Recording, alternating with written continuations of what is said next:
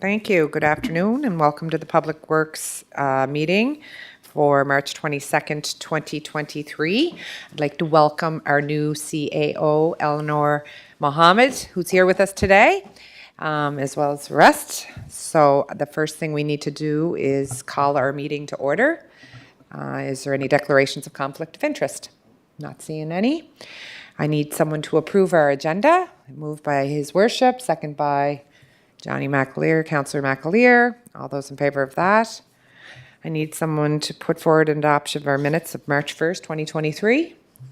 His Worship, Councillor McAleer. Everybody's good.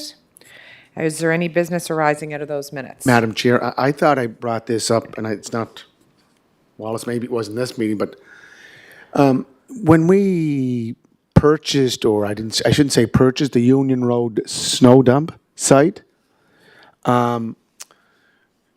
this past year, we didn't have a lot of snow going out there, but the year before, did we tender out the, Scott, I asked you, I think maybe about this in another meeting too.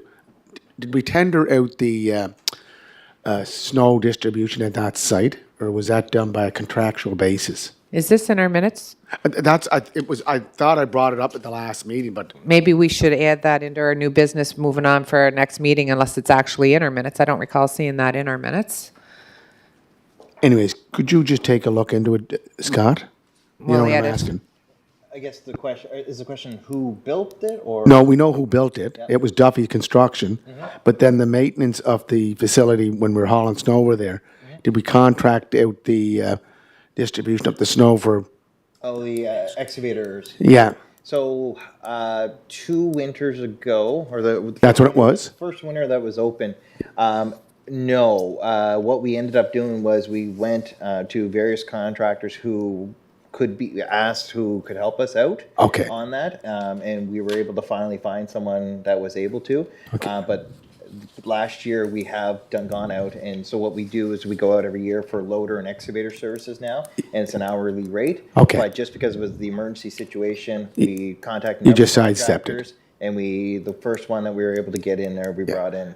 Again, going back to what we discussed yesterday, Madam Chair, it's all about policies and procedures. and you know- 100%. yeah. But just, I'm trying to remember, don't- we thank said you. if it's new business, we add it so that the information can come.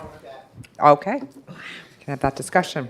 Thank you. So we're going to move into reports. The first report, Scott, you can talk about. Madam Chair, Just one moment. I'd like to add Pioneer Cemetery.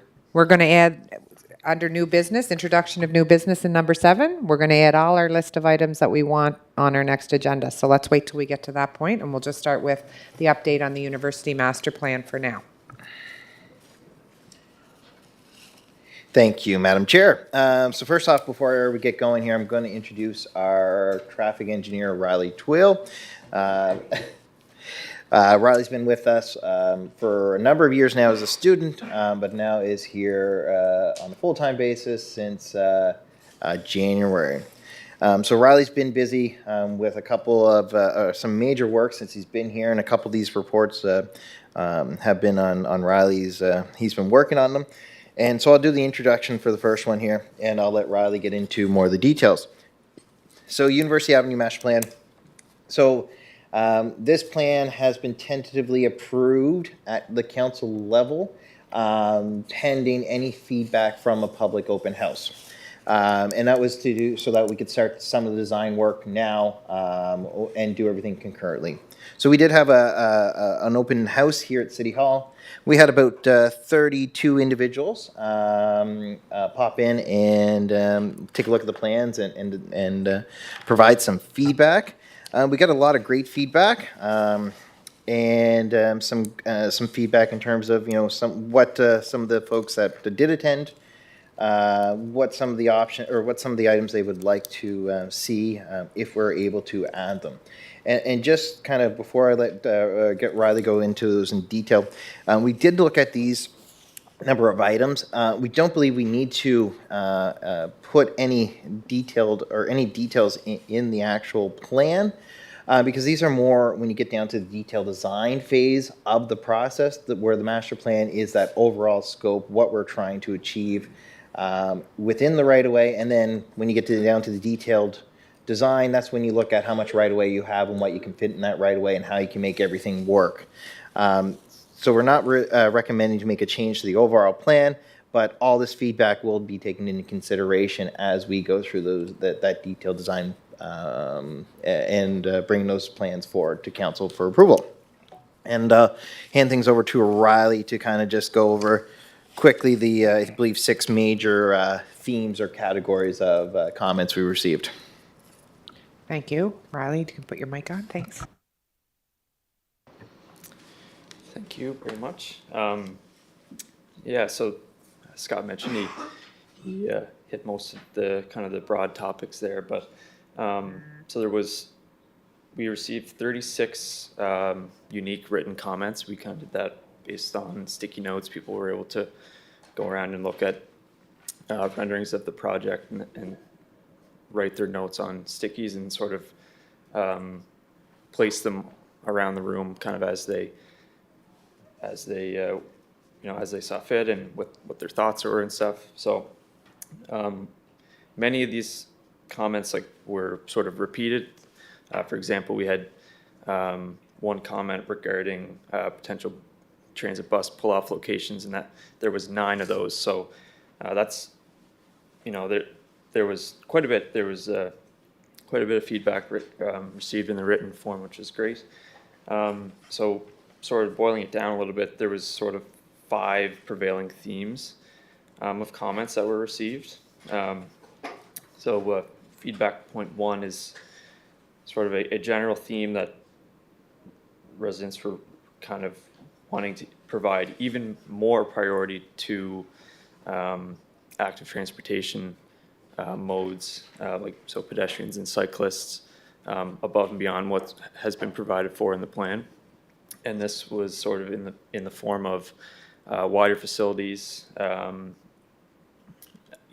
really taking a look at crosswalks and some potential solutions that we can implement there to just put more priority on those modes.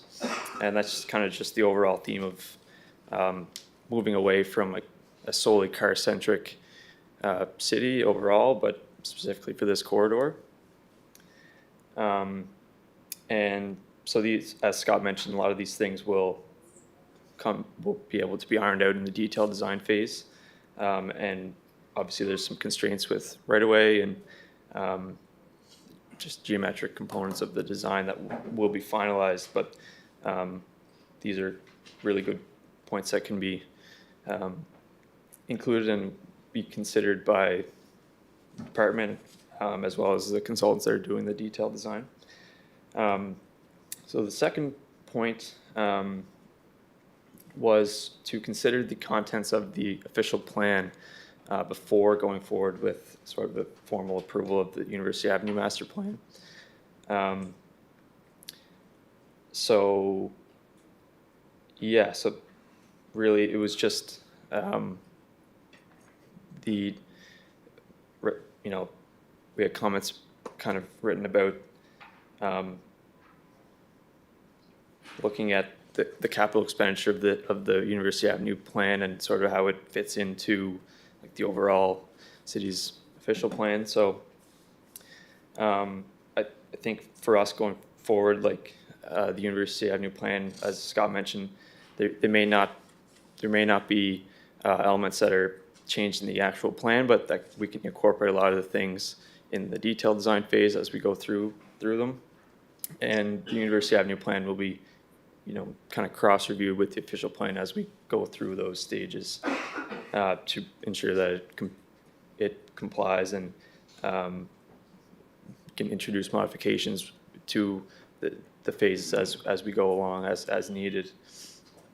The third feedback point was to change the structure of the public meeting for future phases and future, I guess really just in general. We had some comments that maybe actually making a presentation at the meeting would have been beneficial for residents to absorb some of the information that, the renderings were great in the drawings, but they can be a lot to absorb at one time sometimes. So this feedback is great, and I think for future meetings, it's a fairly easy adjustment that we can make to improve things.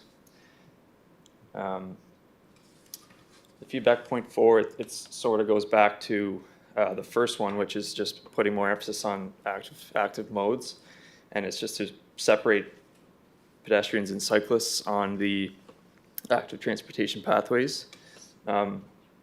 We had this come up a few times. I think there was 5 to 6 comments just about the actual width of the pathway that was being specified in the plan. And again, this is sort of something that can certainly be looked at in the detailed phases. I think the goal is definitely to maximize the width of the pathways as much as we can, like depending on right-of-way constraints, depending on sort of the whole roadway cross-section. So yeah, just kind of keeping in mind these constraints, it'll definitely be something that's kind of strive for when we do the detailed phases, is to, where possible, maximize the width of the pathways, potentially look at the option of separating pedestrians and cyclists, or really just allowing for more width. And this kind of goes towards as we get away from a car-centric corridor and such, that there will be more volumes of pedestrians and cyclists into the future. So it kind of goes along with the sense of planning long-term we don't want to build something too small for the future. So this is a great feedback point, and it'll be considered in detailed phases, and as much as possible that the width of pedestrian and active transportation facilities will be maximized. So the 5th and final feedback sort of theme point was considering alternative solutions to the issues that are faced on University Avenue. So what I mean by the issues, it's for the most part, it's just the sheer traffic volumes that are there and how busy it is. So examples that were given was carpooling stations, putting more emphasis on transit, potentially dedicated transit lanes in the future, and so on, just to sort of get people out of their personal vehicles and relieving some of the commuter pressure on that area. And these are great comments as well, and there's certainly things that will be looked at, but they're sort of more policy-related issues and not necessarily able to be resolved with just the infrastructure plan that we've put forward here. They're certainly involved with it, but so going forward, it's these are certainly potential solutions to traffic congestion and becoming less car centric and so on. So yeah, really that's the Summary. Nuts and bolts.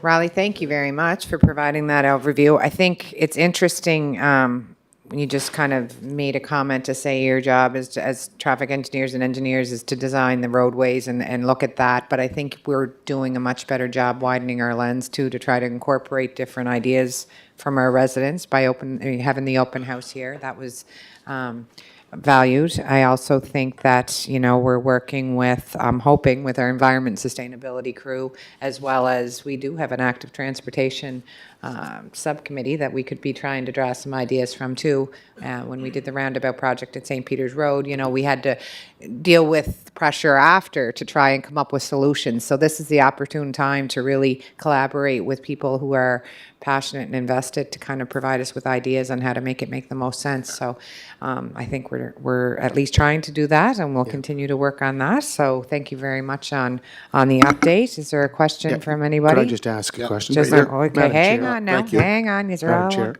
Go ahead. Just on the St. Peter's Road roundabout, I think Scott can tell you that the plans were there for the active transportation pathway. I think some of us just got ahead of it, not us, but the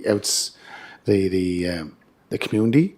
And I know that Scott always puts that lens in his design of roads, streets, that we have to encourage more active transportation pathways to enable residents, citizens to get from point A to point B. Riley, can I just follow up on a couple of points? I was at that meeting, and I know there was, and it was brought up again last night at the public consultation on the official plan. This University Avenue transportation plan had no public consultation. It was rammed through. But this is a living document. That doesn't mean we can't change it.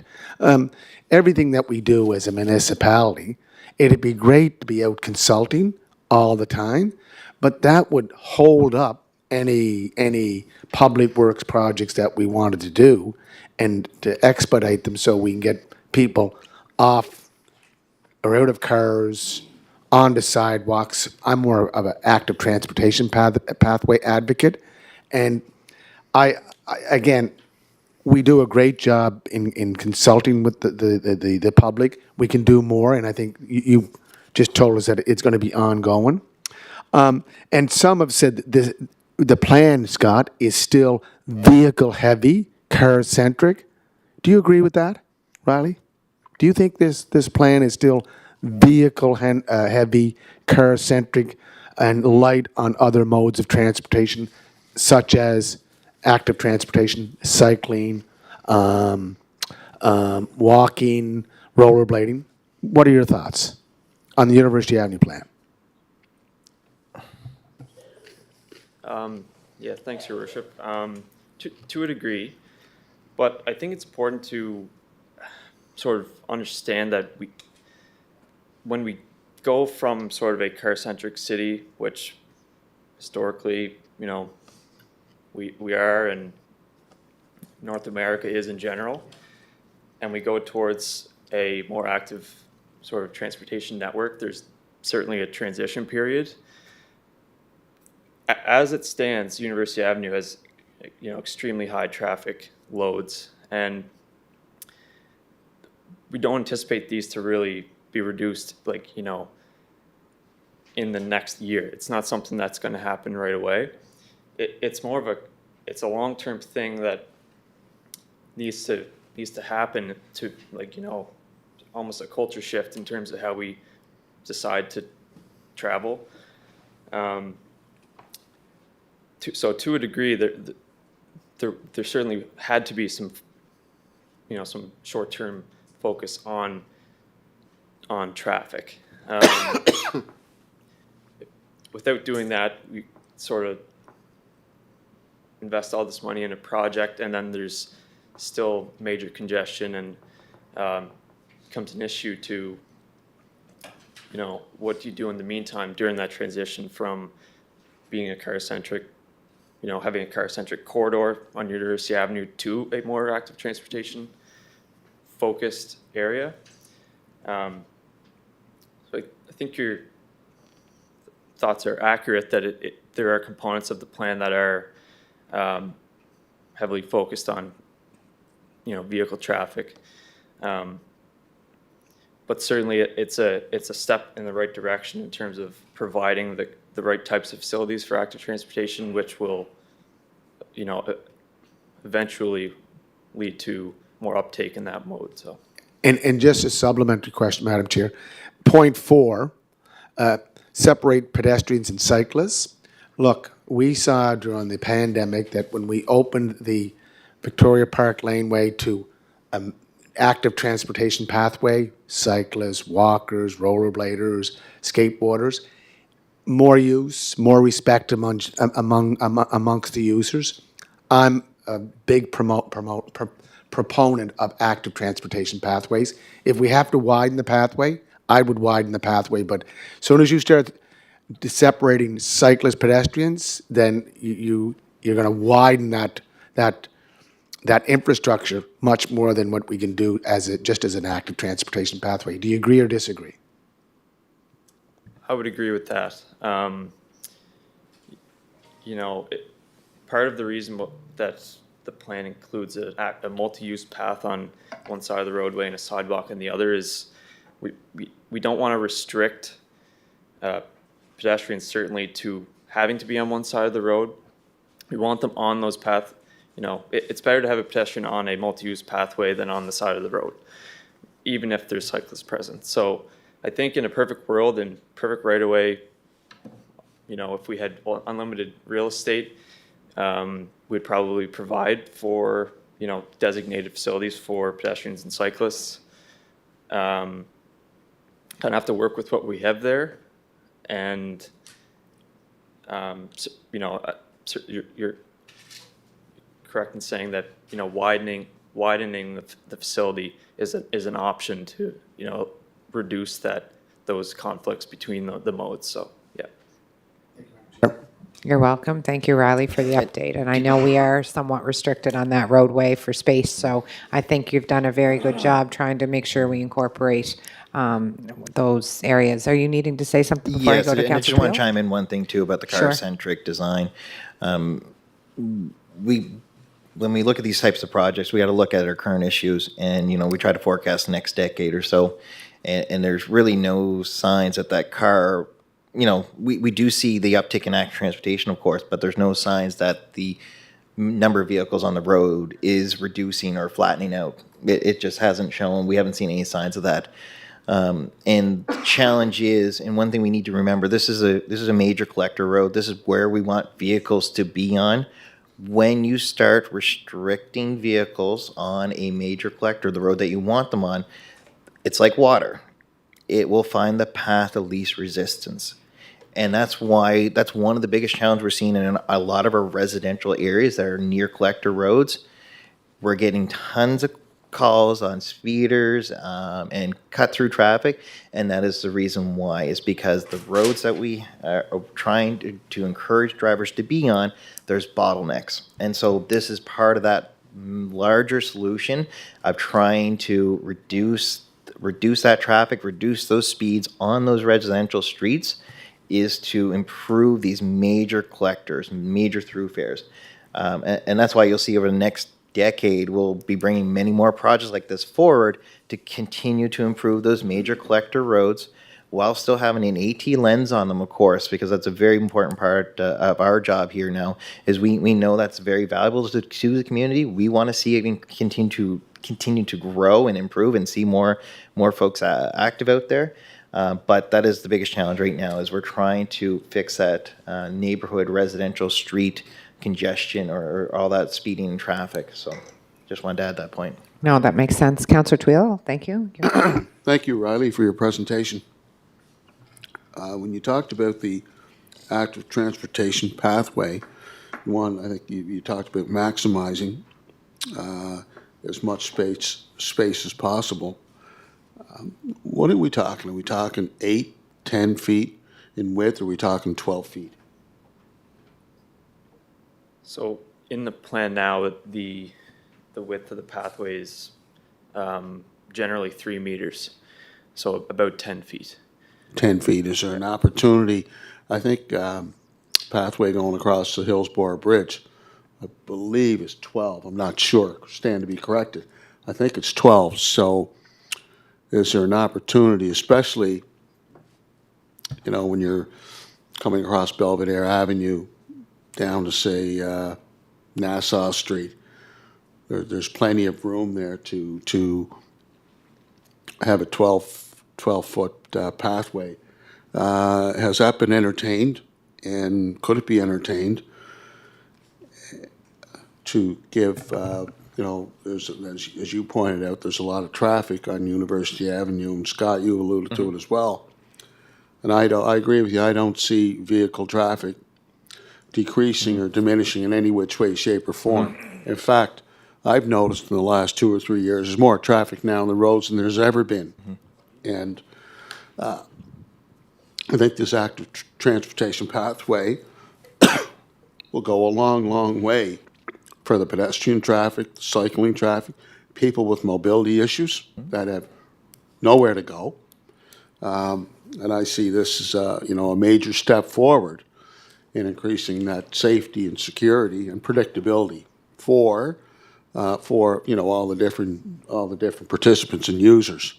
So is there an opportunity to go to 12 feet, Or do you want to be consistent with 10 feet all the ways down to University Avenue and then eventually to Houston Street? I'll chime in here, Madam Chair. So that is something we always look at. We know that this corridor could be quite active eventually with active transportation. Again, the challenge is the public right of way that we own, especially when you get south of Kirkwood. Our right of way is very, very narrow through there, and the preliminary looks like 10 feet we can fit in there. It's tight, but we can fit it within the public right of way. We can always widen it out if we think like out towards Belvedere and Nassau Street. If we can get out there, we would do it if we can get the right of way. That's always a challenge too. That's the thing we're looking at right now is all the property boundaries, how much space we have within our public right of way to fit all these things in. Do we have to work with some of the private business owners in the federal lands? Those are things we're going through the process right now. And again, that's all part of the detailed design. Again, we got to remember master plan gives us our vision for the project. But then there are some details there where we have to make some tweaks to that overall strategy to get everything to fit and work within the plan. Okay. And I think, go. Okay, thank you, Scott. Did you I want to add anything to that, Riley? No, that's Okay. Just a second. What? Okay. I want to go back to, I think it might be bullet point 1, in reference to the official plan, zoning and development bylaw, the official plan, the vision for the next, 20, 25 years. What were the folks that participated in the open house? What were they? What were they proposing? Is that the official plan should take precedence over the plan for University Avenue, and that would be secondary, as the official plan and zoning and development bylaw and the amendments made to it would be primary? Or is that what they were? Is that what they were focusing on? The focus was that we just didn't want anything that was happening on University Avenue wasn't outside the official plan. Now, the official plan most primarily talks about zoning Right. for that aspect. So there's other aspects of it, of Just course. a point for of order, just a transportation point as of well, order. but, No, this is where we have to clarify. The official plan is the vision, right? Yeah. What works from that are the zoning and development bylaws. So Right. that's that's happening at the 2 meetings I attended on this public. People are mixing the two. The official plan gives you the guiding light Yeah.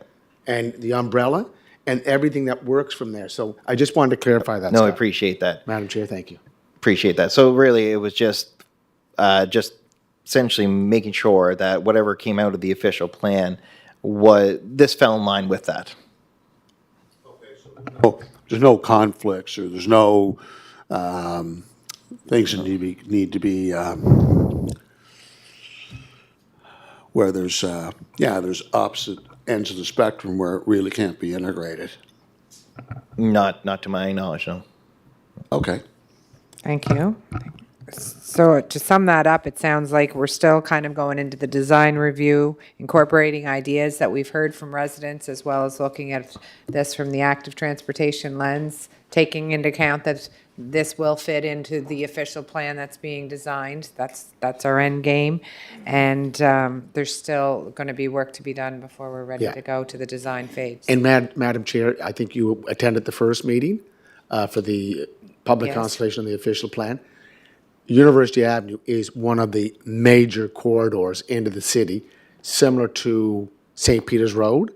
And this is, I've always stated this, University Avenue is one of the 4 gateways into the city of Charlottetown, Hillsborough Bridge, Charlottetown Airport, and the waterfront. So, I really appreciate that, Scott, that you have Riley working on this, because you can ask the T3 owner, Mike Cassidy, how important University Avenue is to his business.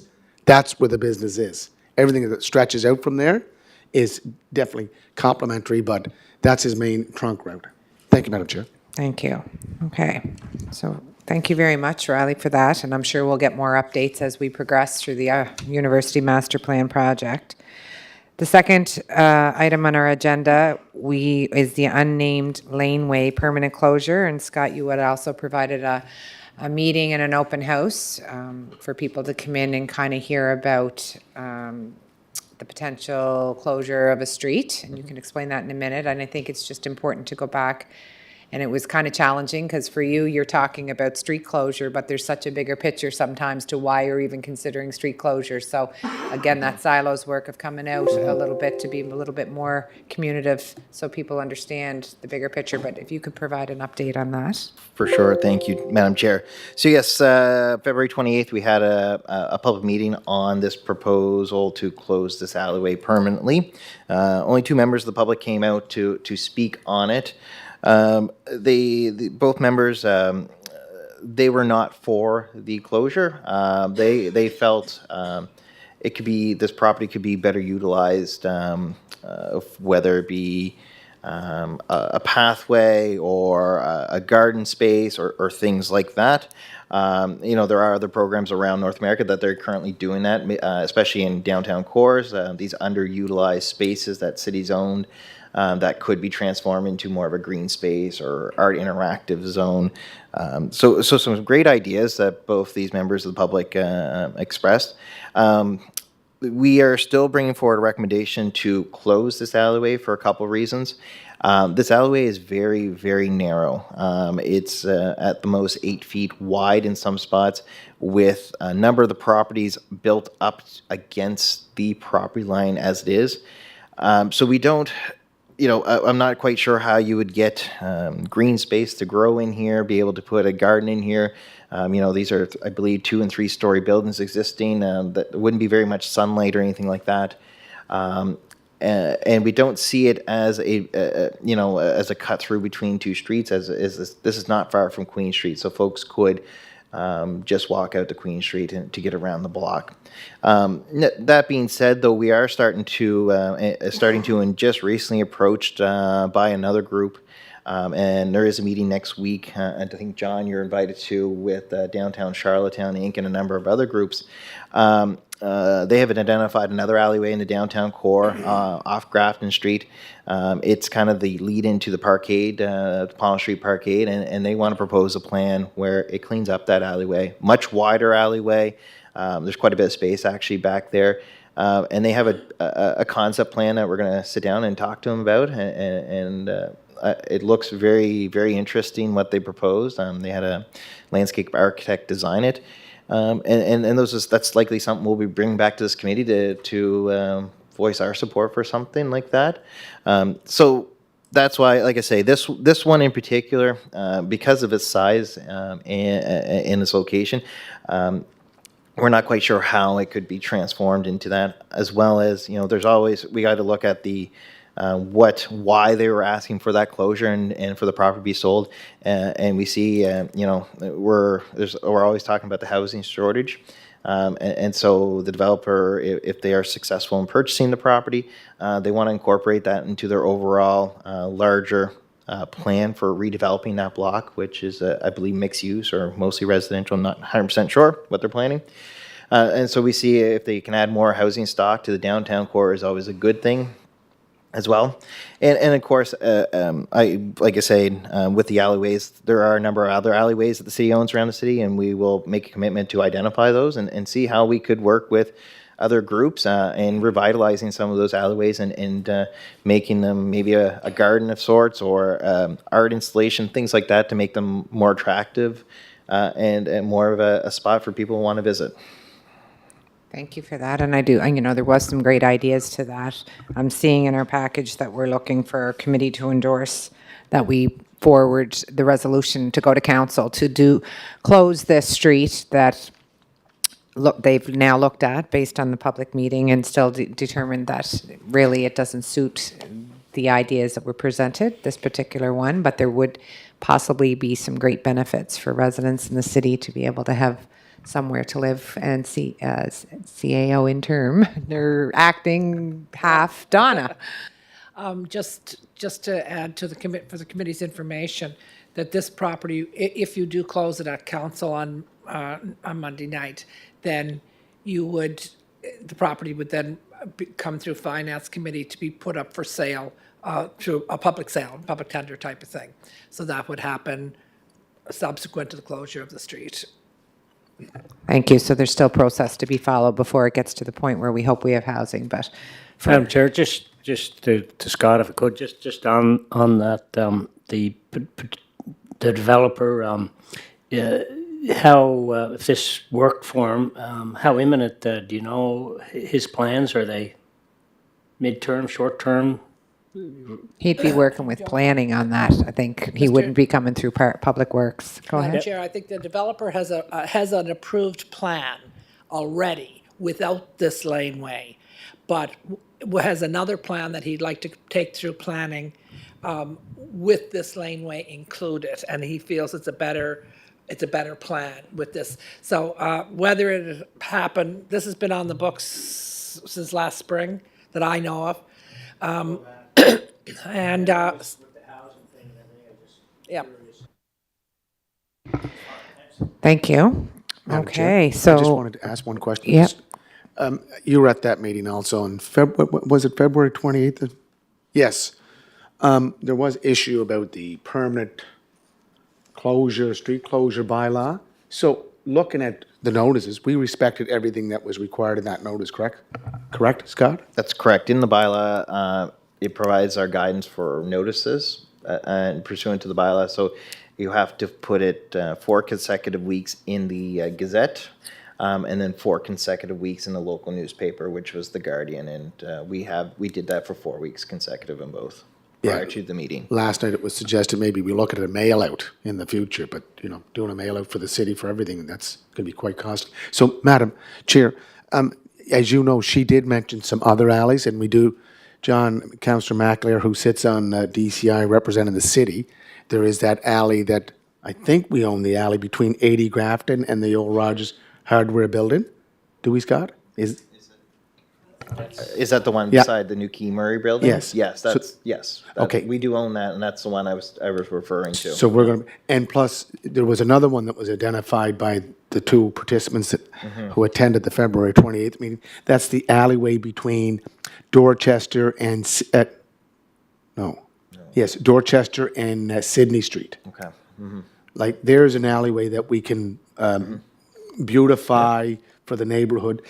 Could I ask, Madam Chair, can we do an inventory of how many alleys? I was just going to say that maybe we could look and kind of get a scope of what alleys are available within the city for these kind of future projects. Right, and as you know, Can we add that down, Wallace? Thank you. as Scott mentioned, or the manager mentioned or stated, this alley is about 8 feet wide at the minimum, and probably a little more when it comes down to King Street, correct? No, the max is 8 feet wide, and then I believe on the What's that? And it narrows yeah, down and to I believe 4? on the at the Dorchester end, I think it's 4 or 6. It's not very wide at all. Enough for garbage cans to be held against the building. So the alleyway on Dorchester to Sydney, that is like a street, and so would the alleyway between Key Murray and the Rogers. So if we can just get an inventory, I'd like to, and then we could look at Yeah, developing something. because I think they had great Thank you, Madam ideas. Chair. It's just how, moving forward, because then it might incorporate our public art policy that we've adopted. And then we can That's where I get was some gonna more go, input. but you cut me off. I'm sorry I cut you off because I'm keeping us on track. So I need us to move here to get a resolution, I guess, kind of to move from this committee to send to council the recommendation from this committee to be, to close the street, permanently close the unnamed alleyway that's located between King Street and Dorchester Street. Can I have someone move that? Councillor McAleer, seconded by you, your worship. Are you in favor? Everybody in favor? Yeah? Okay, you can change your mind to council on Monday night if more time to process. So we'll send this on. Thank you. Yep, moved by Councillor McAleer, seconded by his worship. Yep, everybody's happy. Thank you. On to number D, capital projects monthly update. In front of you, you have a spreadsheet that's Public Works staff do, which is always appreciated to kind of update Oh, us to we where skipped things one. are. We're at C. Sorry, pedestrian crossing installation See, policy. oh, yeah, sorry, I had it checked off. I'm sorry You were just about excited to that. hear about all the I know, capital looking at the projects. clock. Thank you, sorry. Pedestrian crossway. And we're not going to get into much detail in this one. We'll save more detail for next time. Today, we just want to present the draft guiding document that we're recommending using to identify crosswalks or crosswalks for signalization. And those are essentially the flashing little lights on the side of the road that you see around the city now. So Riley has worked extremely hard on putting this together. So it provides, he's gone out and done some research and has developed this policy to suit the city's needs. And so what we'll do today is allow you folks to take it home. There's a lot of good information on how this policy was developed, or this guideline was developed, what it looks, what it focuses on, and how we make those determinations going forward. And again, next council meeting or committee meeting, we can further, if you folks would like, get into some of the detail of the calculations and things like that. I think that would be worthy of discussion, so that will definitely add that on to our next committee meeting as well. And if you could just take some time between now and then to become familiar with what Riley's presented to us today, we should be able to have some good discussion before it goes on to council. But Madam Chair, I've received a lot of feedback on these crossing lights. The one down by the 1911 jail, people are still driving through with the lights on. And it's the same with, especially the lights that are above the roadway, not the ones that are eye level. I don't know if it's more education or we have to enforce, crossing these pedestrian crossings, but it's everywhere, Riley and Scott and Joey. It's It's a citywide problem. It's not even citywide. It's North America wide. It's a lot to do with distracted drivers. There's Human behavior. It really And- is. and, It really, you know, that's what it and comes down You know to. yourself from being a teacher for how many Yeah. years in a classroom. Yeah. If we could control how kids People react and focused. behaved Yeah. and made choices, we'd be in a great spot. But could I just suggest, I know the eye level, the street level crossing lights are more effective than the over because people just don't see them. And I know that, Riley, is an issue up on Belvedere Avenue near the farmer's market. They go off, and I've seen just leaving farmer's market, cars just driving right by and the person in the middle of the sidewalk or in the middle of the crosswalk. Do you agree, disagree? I agree, Your Worship. So the document, as you'll see once you get a chance to kind of go through it, and it is quite lengthy, but it's primarily focused on the ones you're referring to, the eye level kind of strobe light type beacons. The general guidelines sort of apply to other things as well, but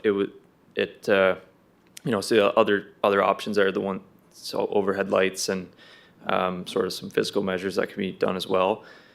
So the guideline can be sort of expanded to include those, but primarily it is for the rapid flashing rectangular beacons. So Thank you.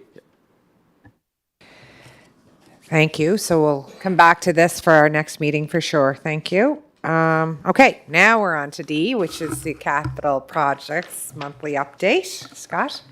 Thank you, Chair. So just we're reviving this. We're getting prepared for the upcoming construction season, which you'll likely see mostly start sometime around May. Not going to get into any detail on all this because this is all should be fairly recent information because it's all in the capital budget. But this really just wanted to bring this here for the new anyone new on the committee that may not have been aware of this report that we do monthly. And if there's any other information that you folks would like to see on this report, we can most certainly see how we can accommodate those requests as well. But that's pretty much the Cole's notes for why we brought it here today. It's always good to be updated, and I know council we'll put this in the package, I'm sure, for regular monthly council as well. That's correct. It goes in with the package every month. Yep, lots of good projects on the go and progression, so that's positive. Is there any questions? Yeah, right here. Go ahead. Thank you for the breakdown and the itinerary, as I indicated prior to the meeting. As you know, tremendous amount of desire and determination to have the active transportation pathway in Towers Road be constructed, not only this year, but I would like to propose that this project get moved up to have it completed, once the construction season commences, for a variety of reasons. One is a real urgency to have this project completed because of the safety and security, the intensity of the traffic that's on the Towers Road. It's no secret. That road is extremely busy during all time periods during the day and in the evening. And all these other projects, they're all good projects, but this is a major, major safety and security issue. And I would like to propose that this project gets moved up and the construction of it start right away when the season, the weather presents itself, and then we can move forward and have this completed right away. So I would propose that. Thank you, Councillor Twill. And I think we have to also celebrate that we've moved this project from year 5 to this year, which is really, really exciting and really good for the residents And in to your this area. credit, Madam Chair, No, to your well, credit, and thank you for doing Councillor that. Twill has pushed for Yes, this. but- and Yeah, it's made sense. Councillor, Okay, we're going to just, thank you. yeah, we're going to just stop here on this side. Thank you. And we're going to remind people listening that the design is now out for all of them. If you look, the projected start date for all of the active transportation pathways are fall. We know that we are struggling still to get people to come in and do this work. And I know, Councillor Twill, that they're going to do their best to get this done as soon as possible for the residents here. So let's just Well, move I- from, and I appreciate you wanting to advocate for there. Yeah, And I- it will get done. No, I when know, it but can. I want to come back to what I'm proposing. I want this project moved up and completed beginning in May, or when the construction season commences, for a variety of reasons. Yeah. Safety and security being the main one. So I am proposing that project gets moved up. Well, Councillor Twill, I mean, it says right here, completed in fall of '23. Yeah, the fall. I'm talking the spring, John. Yeah, but No, These are big- no, these are John, it's a big major projects. concern there. It's a major concern. I get I that, think Councillor every area Twill, is a but major concern, Councillor Twill, when we look at where people are, we could look at anything. And it's duly noted Yeah. that Councillor Twill would love to have this done as soon as possible. And it was stalled, as you know, Madam Chair, it was stalled. That's back in 2019. It was going ahead and then it stopped. Now it's going ahead. And again, It's 75% compared to the commitment rest was of made town. by council, and you were pushing it, I was pushing it, Councillor Twill was pushing it. Yeah. It is going ahead. Yeah. And you know what? Mr. Adams and Mr. Twill, they are the engineers, so I think they would look at some of their priorities too. That's why we pay them the big dollars. We're going to get there. It's going to be done. It's So going to be exciting. I'll try it one more time. Can that be looked at, to have that project moved up and commenced in, once the construction season begins? Can we entertain that, Scott? Just to be open. Someone's got to turn it up. Unfortunately, we would not be able to have it ready for May, and the likelihood of even finding a contractor that could do it by May. Most contractors might. Again, I don't know all the contractor schedule, but the likelihood of anyone that's doing this, there's been multiple other municipalities have had tenders out. We've had some tenders out already. The provinces had tenders out already. Their schedules are starting to get filled, and the first project comes in, that's their first project in May. So again, we cannot commit to anything. We still have to get the tender package and all that designed and completed, and that's likely, we're hoping, aiming for April by the time we get that all settled and out to tender. So we don't, I don't see it as a real likelihood that it will be done starting in May. It, again, likely late summer, early fall would be the earliest. I'd like to expedite it as soon as possible. We're working on this and every other project as quickly as we I can. understand So there's that. there's lots of balls in the air, and we're trying our best to keep them all moving forward. And again, there's only so much capacity out there, especially on the consulting side of things, that are helping us with all these projects. So again, we are all these projects are top priority for us. That's why we have this major capital list, and we're working as quickly as we can to get them out with all our consultants. And it'll be done this year, right, Scott? There, that's it. As long as we don't have Fiona in April. No, Well- Okay. So we're going to move on to, there's two tenders that are in your package. So this is when he just spoke about how they're trying to get work out the door so stuff gets completed. One would be for the Hillsborough Hall elevator. Finally, they've been waiting on that for a long time. That's exciting to see the tender ready to go, as well as the Hearts Hall building upgrades. Scott, do you need to speak to those? Just quickly, so these are just the design for both those projects. Likely the construction would start sometime later in the fall. We had tendered both these projects last year. We unfortunately at that time got no bidders, so that's why we waited again this year.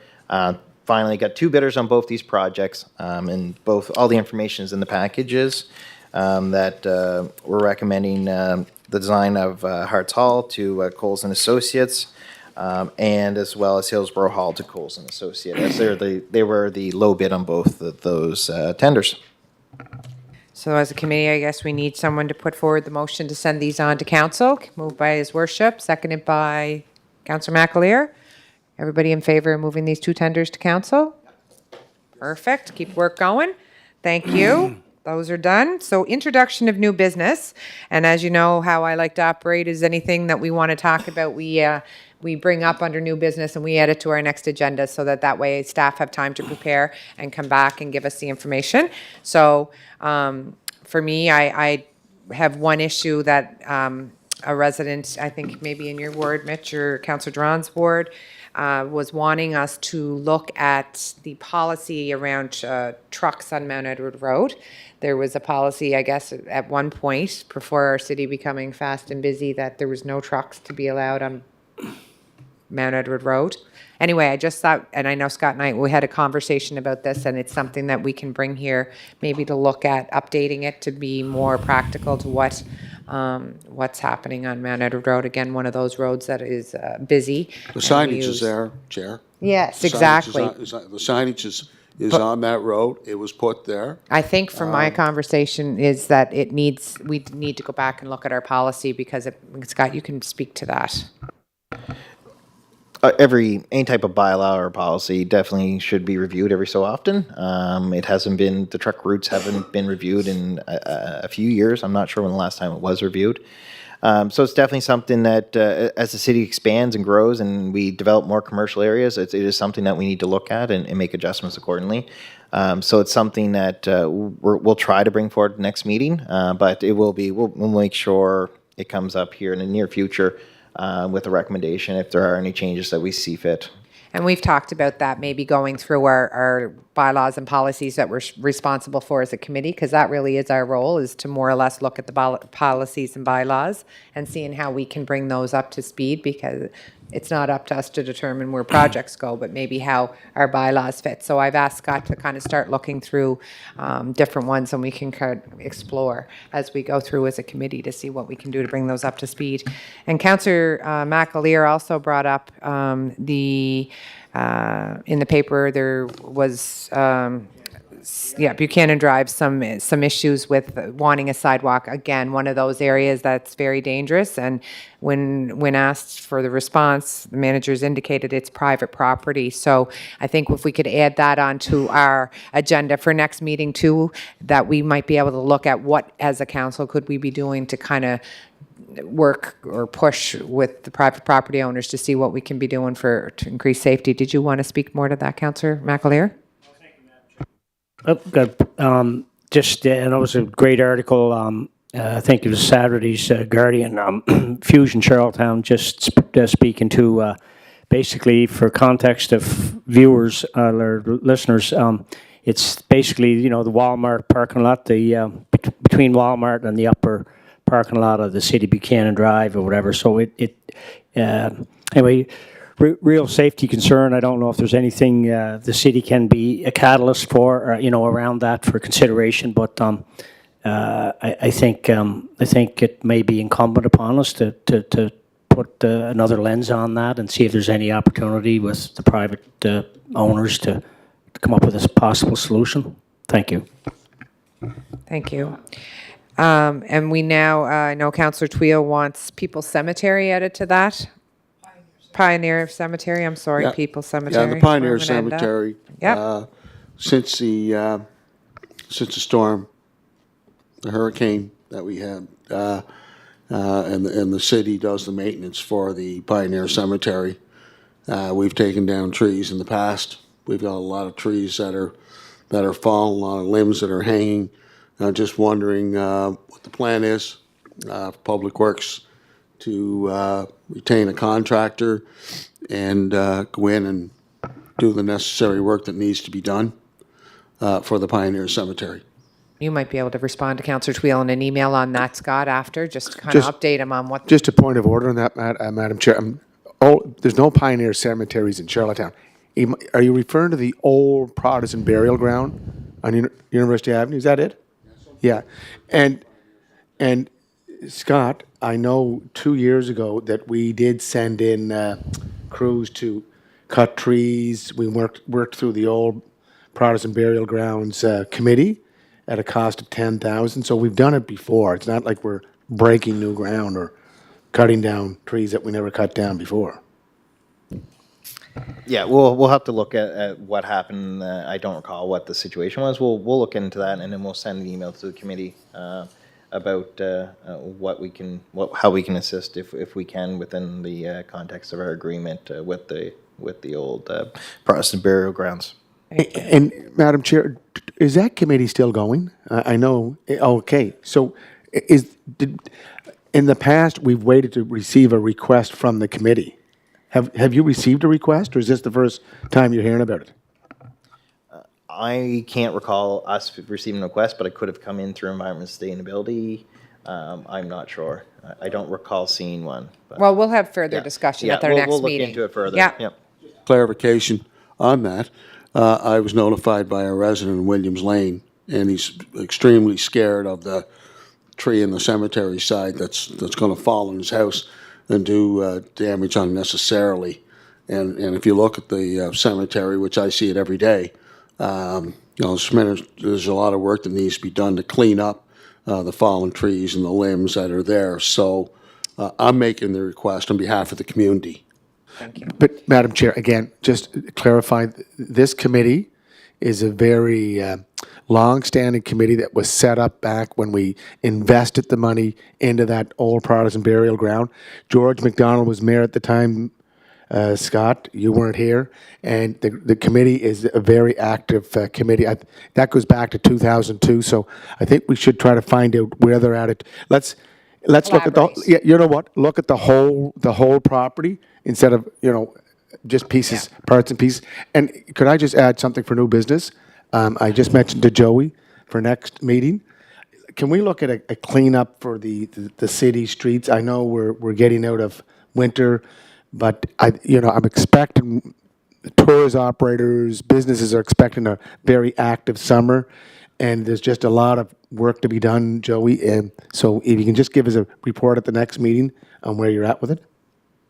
We'll add that too, as Yeah, well we'll- as we'll- the. we can provide an email of our operation, our typical operational cleanup. But yes, as Joey mentioned, it did start. We've had a number of our staff out picking up waste Yep. around the city or litter around the city. So it's already started, and they're proceeding. But we can provide a further update via email to the committee on how things are proceeding over the next few months. Perfect. And we'll also add the report for discussion? I'm just trying to give all the Just, the directions to, Madam Chair? yes, Just in Councillor Twill. response to the mayor, I wasn't talking about just one section of the cemetery. I was referring to the entire cemetery. But what triggered it was I was contacted by a longtime resident in Williams Lane, and we are responsible for the maintenance. 2 years ago, Public Works did go in and remove some of those big trees, which was very, very dangerous to the residents in Upper Prince Street and Alley Street. I think, Joe, I think you were involved with that exercise, and it was well received. So we've got a lot of work to do there to remove all those trees and limbs and brush. Yeah, and as an operator, yep, okay. So that's good. So that brings us to item number 8, which is I need someone to move to adjourn. Meeting to adjourn? Meeting to Motion to adjourn. adjourn, my heavens. Moved by Councillor McAleer, seconded by His Worship. All those in favor?